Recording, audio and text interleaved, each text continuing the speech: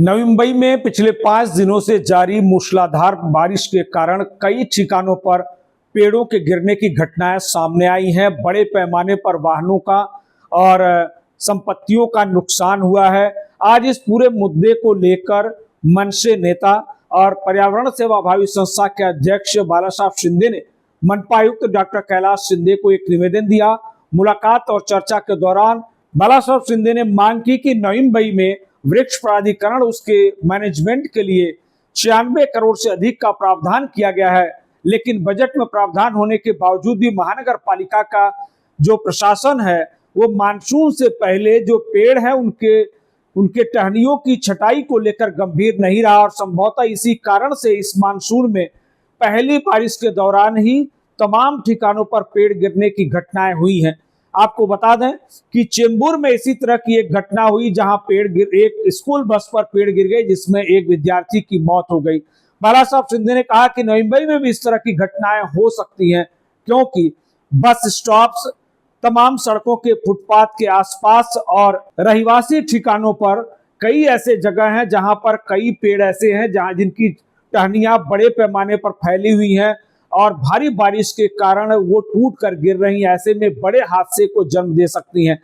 बालासाहब शिंदे ने इसके लिए तत्काल सभी पेड़ों की जांच पड़ताल, उसका सर्वेक्षण करते हुए उसकी छटनी करने की मांग की है। सबसे बड़ी मांग यह है कि मानसून पूर्व जो तैयारियां की गई है उन्हें उन पेड़ों को छटनी करने का भी उसमें प्रावधान है, उसकी तैयारियां की जाती हैं जिनके गिरने की संभावना ज्यादा रहती है। लेकिन इस बार महानगर पालिका के वृक्ष प्राधिकरण विभाग या अन्य डिजास्टर मैनेजमेंट ने इस संबंध में कोई बड़ा कामकाज नहीं किया, जिसके वजह से 5 दिनों के बारिश में लगातार अलग अलग ठिकानों पर पेड़ गिर रहे हैं, वाहनों को नुकसान पहुंचा रहे हैं, कई लोगों के घायल होने की भी खबर है।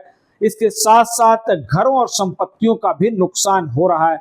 बालासाहब शिंदे ने मनपा आयुक्त doctor Kailash Shinde say in सभी घटनाओं का संज्ञान लेते हुए तत्काल ऐसे पेड़ों की छटनी और अन्य संभावित खतरे वाले पेड़ों का सर्वेक्षण करने की मांग की है। मनपा आयुक्त से मुलाकात और चर्चा के बाद पर्यावरण सेवा भावी संस्था के अध्यक्ष और मनसे नेता बालासाहब शिंदे ने और क्या कुछ कहा, आप खुद ही सुन लीजिए।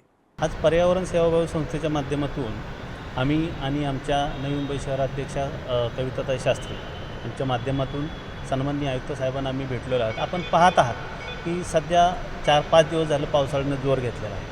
नवी मुंबई महानगरपालिकेने वृक्ष प्राधिकरणासाठी वृक्षांचे जतन आणि संवर्धन करण्यासाठी जवळजवळ 100 करोडचा निधी बजेटमध्ये केलेला आहे आणि 2026ला जी वृक्ष गणना झालेली आहे ह्या वृक्ष गणनेमध्ये जवळजवळ 15,28,000 झाडं या ठिकाणी नवी मुंबईच्या वृक्ष गणनेमध्ये आलेले आहेत आणि त्यातली फक्त 0.8% जे वृक्ष आहेत तेच धोकादायक आहेत असं त्यांच्या अहवालात म्हटलेलं आहे।